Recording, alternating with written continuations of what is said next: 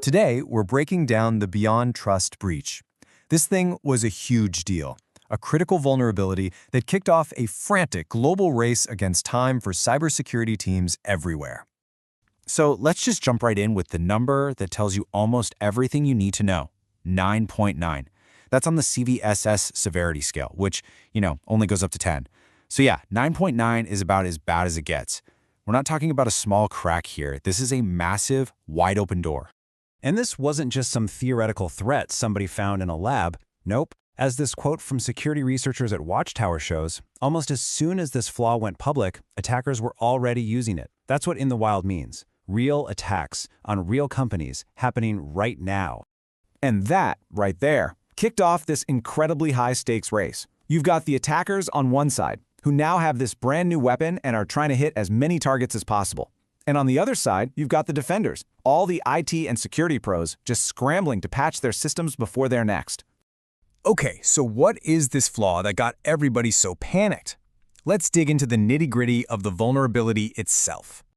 All right, its official name is CVE 2024-1731.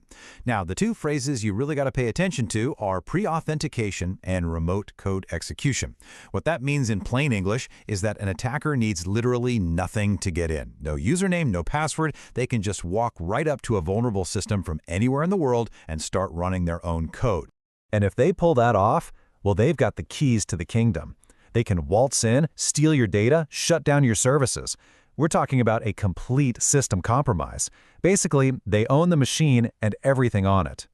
So let's figure out who was actually in the line of fire here, which products were at risk, and more importantly, what was the fix? This is the stuff every IT team using BeyondTrust needed to know like yesterday. And this is where it gets a little complicated.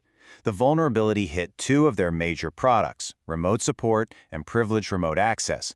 And it wasn't just one version, it was a whole range of them. So there was no single, easy fix.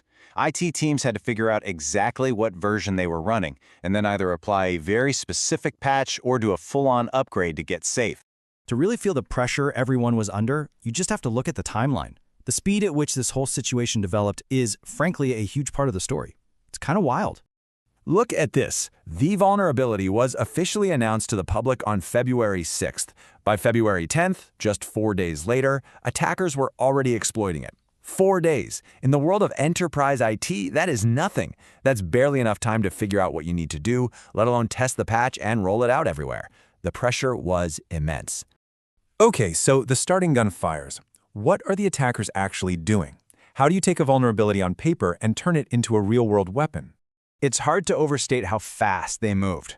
According to security researchers, less than 24 hours after a proof of concept came out, which is basically a public recipe on how to do the attack, automated scanners were already sweeping the entire internet just hunting for vulnerable systems.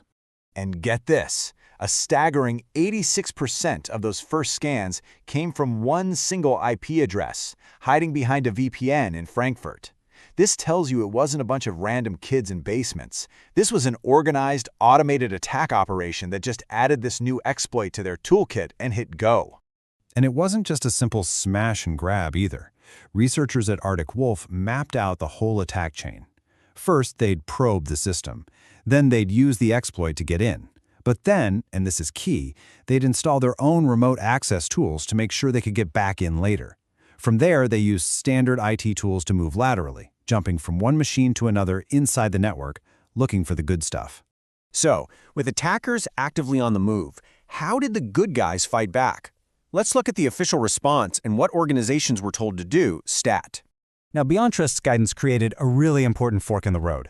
If you were a cloud customer using their SaaS product, you were fine. They had already patched you automatically way back on February 2nd. It was a non-event. But if you hosted the software yourself, it was all hands on deck.